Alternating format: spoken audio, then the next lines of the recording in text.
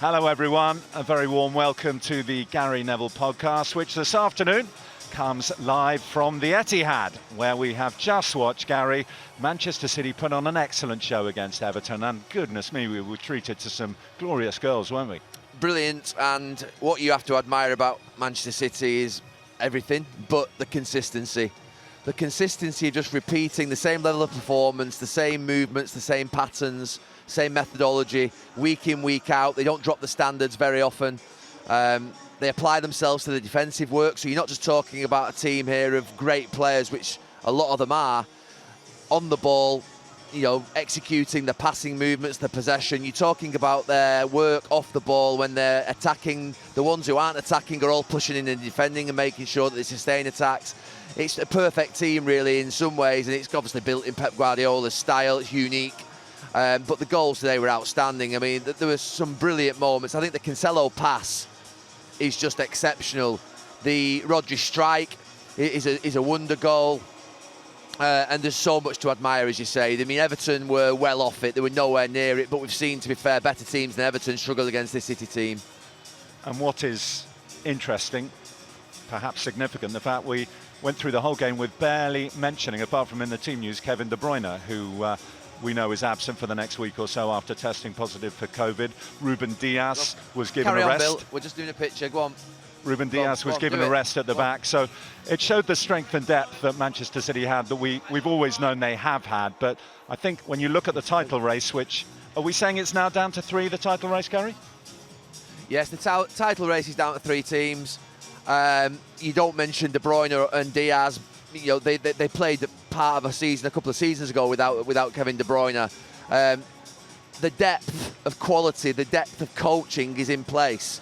We saw 2 young players play today, McAtee off the bench and Palmer start, obviously Phil Foden on the pitch as well. So we're now starting to see the academy players come into the City team.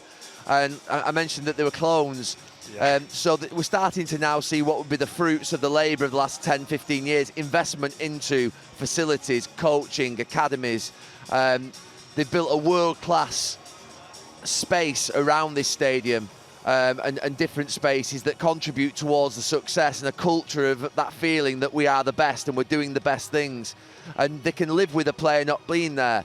And I remember being at Manchester United 20-odd years ago, and you know, players would be missing and you'd still have someone else to come in and contribute, and that's how it should be in a really great side. But we've got a great title race coming up, we really have. We've got 3 really good teams, brilliant teams. Manchester City, I don't think it's a given at all that they will win the title. We've just been praising them, and I've just been praising them. But Chelsea are really strong. They're smooth and strong.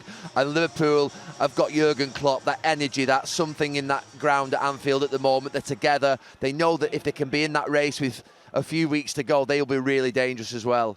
How much of it? I mean, we talked about De Bruyne and Diaz. Chelsea haven't had Lukaku, they haven't had Werner, they haven't had Kovacic. They've got through this great run of results that they've been having without key players.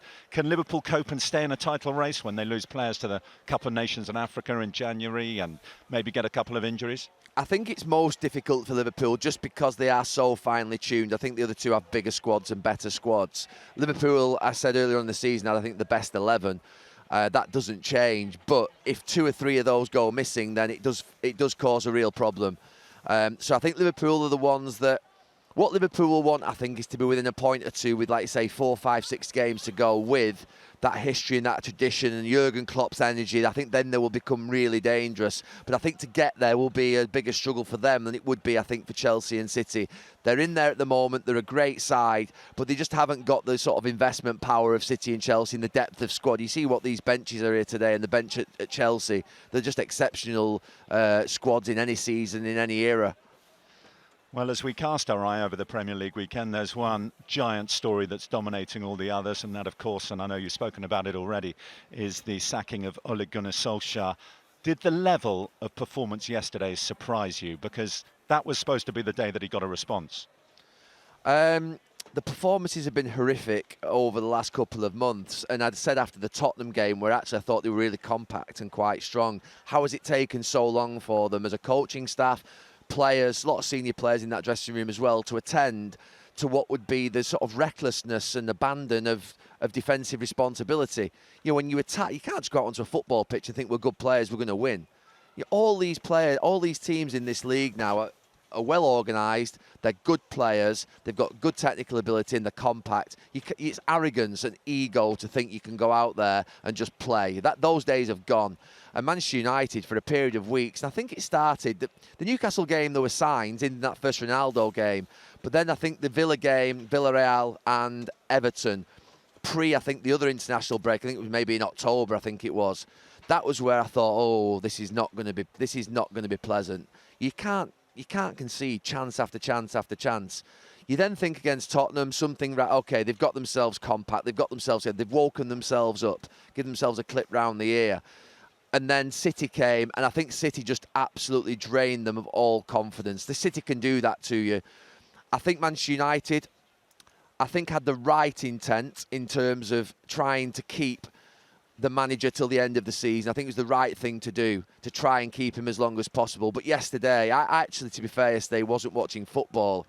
I actually was at my eldest daughter's. I was at Crystal Maze in Manchester, my eldest daughter's birthday party. Yeah, look, we got 10 crystals. So it wasn't a bad day. No, 270, I think, at the end on the token things that you go in the dome. And We got 50 Salford seconds. won. Yeah, Salford won. But as I saw those goals coming through, first half, second half, and then you get that little bit of thing after half time. You get that flash on your phone, and you think, oh, okay, 2-1, here we go. They'll come back. And then Maguire gets sent off and you think, oh no, and the third goes in the fourth. And I'm there in Crystal Maze thinking, Ole Gunnar Solskjaer is going to get sacked. I'm there thinking, that's it, he's going to go. Because I don't think he could take one more. I think he was living on the edge anyway and walking, not skating on thin ice, he was skating on broken ice already. So I think yesterday was just a culmination. And I think I've seen the goals back this morning, watched the highlights. I mean, take the manager out of it for a second. That back five, and I'm talking about De Gea, Wan-Bissaka, Lindelof, Maguire and Shaw, must have played 100 games together. I don't know the stats, but that's been the back five that have played over the last two seasons or so. You've then got McTominay and Matic in midfield who've played lots of games together, and you're thinking to yourself, how the hell have they defended like that? De Gea's thrown a couple in. The back four on the first goal, they've gone so deep, and I was accusing them of that 2 years ago. And there'll be those who'll say it's coaching, and we'll see in the next few months, won't we? We really will see in this next 12 months whether the players have sort of what will be lost confidence in the manager, whether the idea has run out, whether it's just something's happened. I got a feeling something's happened in the last couple of months in that dressing room. It doesn't look right to me. But we'll see. In the next few weeks, a new manager will come in. We've got an interim at the moment in Michael Carrick, who's got a week ahead of him that he should look forward to because he's, Michael's a good lad and it won't be on him to go and win the games against Villarreal and Chelsea. I think it has to be on the fact that, we've got to appoint, Manchester United have got to appoint an interim manager who's got experience to the end of the season, who can navigate through these choppy waters and get that group of players who are talented. They're very talented. We talked about good squads for Chelsea and City. Manchester United have got a big squad and a talented squad, and there's got to be more to it than that. But the performances have been horrific this last couple of months. They look genuinely shell-shocked at the end. I mean, a lot's been made of the Bruno Fernandes. Blame us as well. Michael Carrick, I think Mike Phelan's going to stay as well. Kieran McKenna's going to stay as well. So it's going to be exactly the same coaching staff for the next couple of games, apart from Ole. How do they go about changing that mentality in there? Can they? I don't know how you can change a mentality in the next couple of games. I mean, it was a wimpish performance that yesterday. I wouldn't like to have been part of a team that played like that. Like you say, their excuse is gone now. The manager's gone. So they've now got, obviously, they'll have to look at other people. And Michael Carrick has got to somehow try and get a song and a dance out of them on Tuesday evening. It's 48 hours away. And then Chelsea Sunday, where we'll be there. And that's a brutal game for them. But the Manchester United players, we're not talking here about a young team, by the way, either. We're not talking about some young players in there, but we're not talking about an inexperienced team that's got no quality, no experience. It's got lots of experience.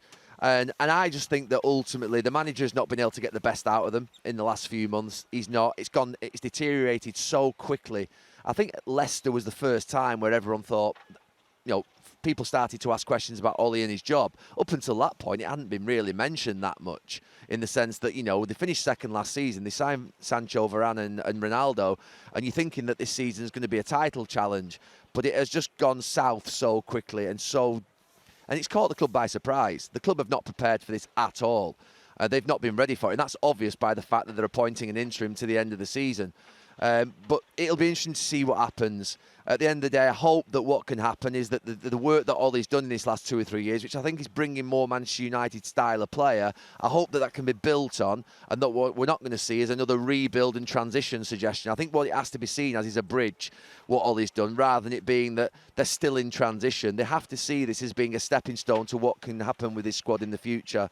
Do you think, I mean, the last interim manager they brought in is Ole Gunnar Solskjaer. Is there a possibility that the interim could form part of the coaching team going forward? Does there need to be fundamental structural changes? I mean, Darren Fletcher's been spoken about as changing his role slightly from technical director to being more hands-on. I mean, what needs to happen? Is there the sort of old Manchester United, which was such a part of the way Ole Gunnar Solskjaer was doing it? Can that be tapped into in the same way, or does it need to be a fresh broom?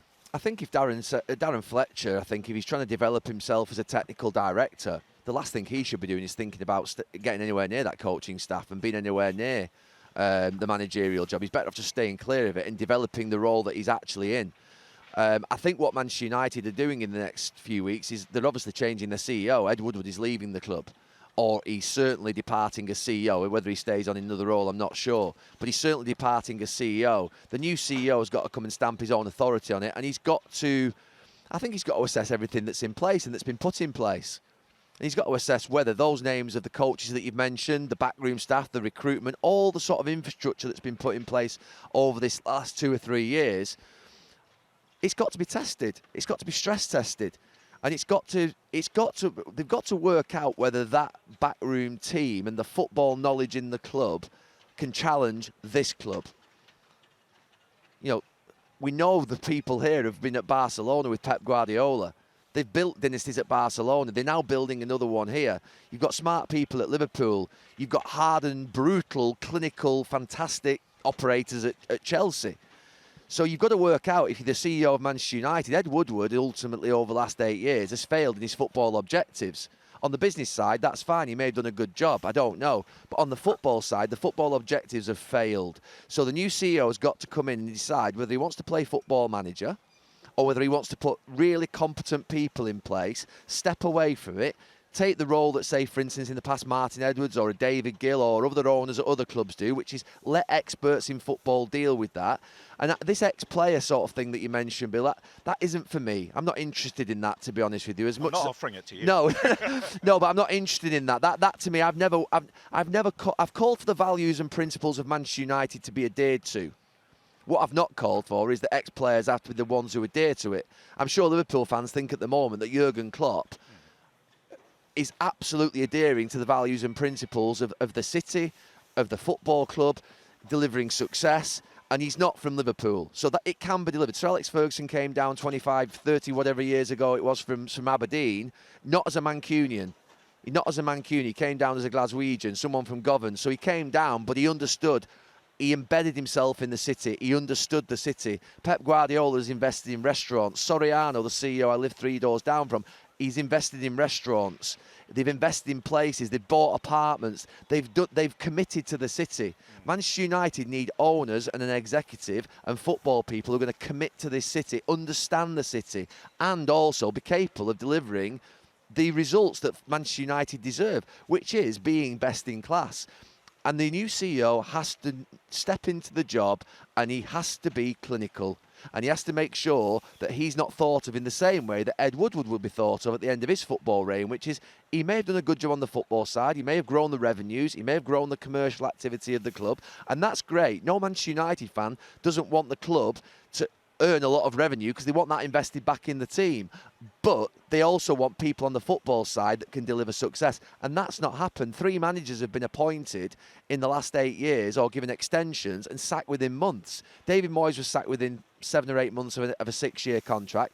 Jose Mourinho was sacked within 3 or 4 months of a 3-year contract. And now Ole Gunnar Solskjaer has been given a 3-year contract and he's been sacked. So you have to say that hasn't gone well. It's not gone well. However, I do think the players that they've got in the dressing room are capable of far better performance than we've been seeing in this last few months. And I hope the appointment of the next manager is the right one who can take that step that maybe Ole has made and get it back up to a level which Manchester United fans want and take them to where they, challenge this club And you didn't thought of that 15 years ago, but now you're talking about basically trying to challenge Manchester City and Liverpool, but certainly Manchester City. This feels like what would be ingrained success now. It's been so long. Mancini, Pellegrini, and now Pep Guardiola have delivered success.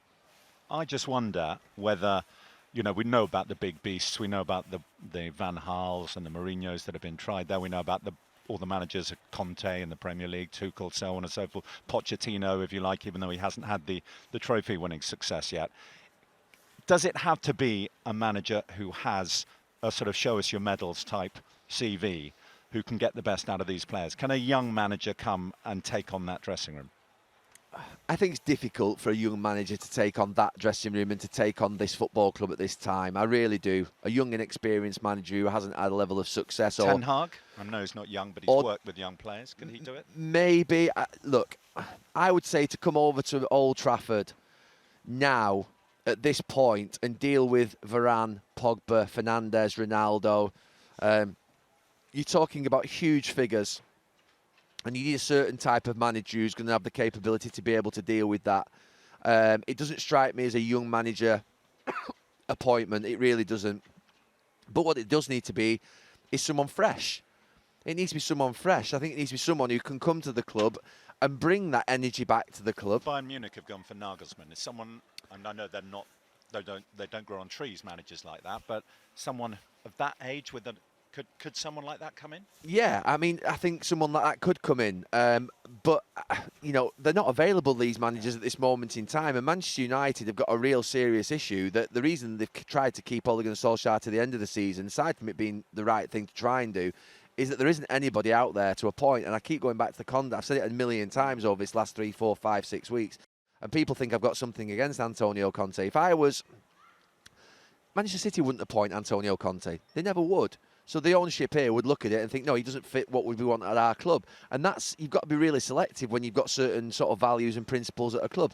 I don't think Liverpool would appoint Antonio Conte, but Tottenham would. Chelsea would. There are other clubs that would, that are big clubs and massive clubs that he would really succeed at and do well at. He's not a legacy builder, is he? He's not. A trophy winner. He's a trophy winner, and I think he is a trophy winner. He's a hit man when he comes into it. He'll do 2 or 3 years. He'll definitely get success, but I just don't think Manchester United want that. I just don't think they want that. Of course, they want success, but they want it to be built and embedded and have some depth to it, and not having to change the manager every 1 year, 2 years. Now, they're having to do that anyway, just generally. So there'll be some that says, why don't you just do that? But I think I've said it before, and it's been portrayed that because they've gone with Van Gaal and Mourinho, well, why would you go with another good manager? Because they've gone with Mourinho before, and he wanted his own style of players in that played his own way. I just don't think they'll do that again. I think the players that they bring in will be of a certain type. And that's what's happened in the last 2 or 3 years, and I think it's someone who will build on that on that sort of that value and that sort of that alignment. But look, it's not easy. It won't be easy. The problem, really, to be fair, comes from the top. Since Sir Alex Ferguson and David Gill left, it's just basically they were holding them up. Those owners, they were holding them up. They're disconnected from the club, so they don't get the football side at all. So if they need to ensure, when they're sort of whatever they are, how many thousands of miles away, they need to make sure they've got the best football people running the club. Ed Woodward took the job on, and he wanted to try and have a real influence on it. He wanted to make sure it was him. He never appointed a sporting director till probably a few months ago or a year ago. So he wanted to take it on, but he's never done it before. And you're up against serious operators at City and Liverpool and Chelsea. They've been round the block. And so Manchester United are going to have to decide in this next few weeks what they do in respect of sort of all the staff that have been built over this last 2 or 3 years. What do they do with them? There's a lot of them. And they all have to be under scrutiny. They all have to be under scrutiny by the new CEO, whoever that is. They have to come in and make sure they look at every single individual to work out whether those people can deliver success for Manchester United. And if they can't, then they have to look at alternatives. It's that simple. One thing I will say now is that if I was in charge of a football club, and I am in charge of a football club, I won't let anything stand in the way of that football club succeeding. Nothing at all. And that's been proven over the last 6, 7 years when we've been at Salford. We've been quite brutal at times, and to be fair, at times not right on it. But we have delivered a level of success there, and we have to be brutal around it, because that's what we demand. So you have to make really difficult decisions, and sometimes unpopular decisions, and sometimes decisions that make your stomach churn and you don't like yourself for it. But you have to do it if you're going to put yourself in that role. And to be at the top job at Manchester United, CEO, owners, you've got to go in there and you've got to grab hold of it. You've got to let them know who's the boss, and you've got to make sure you deliver success. But do it in a way whereby you bring people with you, culturally, with empathy, with compassion, commitment and loyalty, spirit. But you've got to know the club. And when I say know the club, that doesn't mean say you've got to come from Manchester or be an ex-player. You've got to get to know the club quickly, understand it, and build an identity in there that is respectful of the values that the club have had. Well, it's going to be fascinating to watch this, and new interim managership, and interim managership, interim CEO, all this sort of developments. It's a time of change at Manchester United. It's a big time of change. Look, today, you know, Ole Gunnar Solskjaer has lost his job. I sat in the dressing room right next to him. I'm here, he's there. Paul Scholes is there for 11 seasons. And, you know, it's a sad day in that respect that someone who loves the club, who will think about the club first all the time, at the end has just fallen short. He just couldn't, in the last few months, just get the song out of the players that he wanted and the tune out of the players that he wanted. We all know the game. He's had enough time. He's had 3 years, so there's no one can sit here and say that Ole Gunnar Solskjaer has not been afforded enough time. And I don't think he'll sit there today and think that he's been hard done to and that he's complaining. He'll realise walking off that pitch. Sorry to interrupt. His legacy's not tarnished by this, is it, with Manchester United fans? Not a chance. He stuck the ball in the back of a net to win the Champions League final. I mean, seriously, whatever he did as a job, and to be fair, I think he's done a good job. To finish second last season in front of Liverpool and behind Manchester City, I think was where Manchester United thought that they would be. In fact, it probably isn't where they thought they would be. They probably thought they'd be behind Liverpool and City. Year before, third.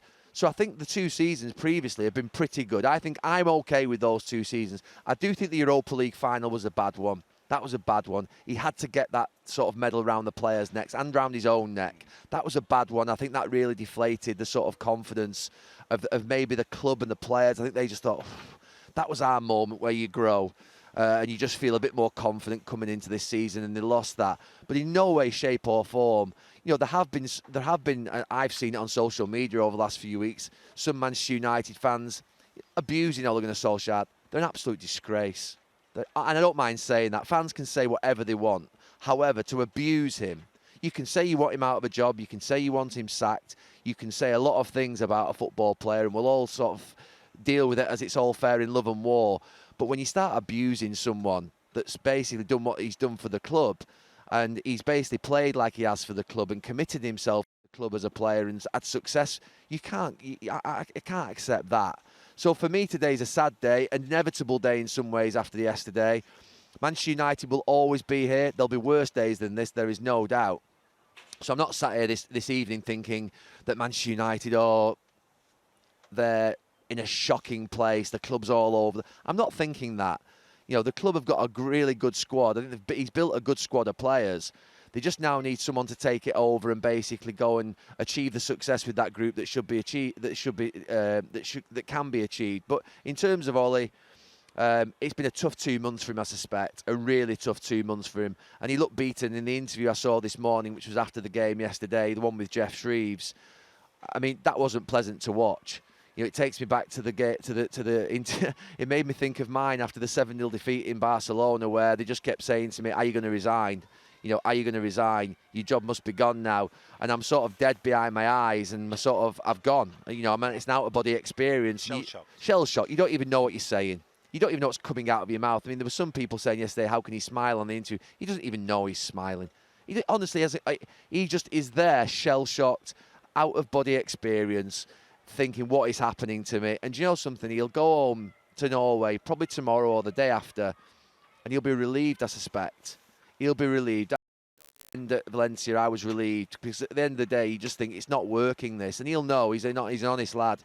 He's decent. He's honest. He'll be baby-faced again by the end of the week. Yeah, he'll be 10 years younger by sort of what would be the end of next week. He'll be watching the game next weekend against Chelsea with sort of probably a sort of little alcoholic drink in his hand, thinking, "Here we go. How nice is this?" Yeah. But he'll always have that sort of, he's managed Manchester United. It's not finished how he would have wanted it to finish, but he's had a good run for 3 years, and Manchester United now move on. And I think 99% of all Manchester United football fans will love him forever, will thank him. but will recognise that at the end maybe that it was just too much. Over the last few weeks, I've been put in a position many times where I've been asked, should he be sacked?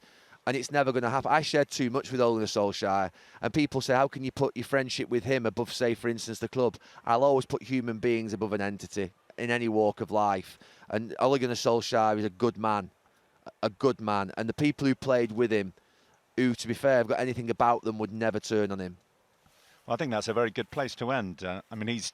He's leaving the club, not with the job or mission accomplished, not with the job done, but with some great memories and a great legacy as player and as trying to succeed as head coach. Absolutely, and I suspect in the future there'll be other roles that will come up for him.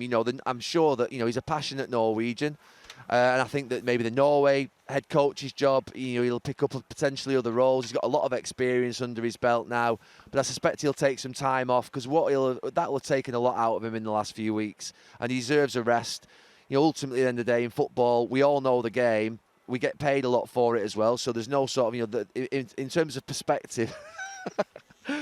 Most of us, no. In terms of perspective, 99.99% of the world are in worse positions. So you've always got to put perspective on it. But it's tough being a football manager, and we've seen sort of what would be happening. We've seen Steve Bruce at Newcastle this season. I referred back a few weeks ago to Steve Keane at Blackburn, and it never got as bad as that for Ole in the last few weeks. But it was getting messy, and it was getting a little bit naughty, and it was getting a little bit moody, and the insults were becoming more insulting. And that's where I think ultimately you think to yourself, I didn't like that because I just don't think he deserves that. He doesn't deserve that. He is not the cause of Manchester United's lack of success in this last 9 years. Let's be really clear about that. There are a lot of other factors in play.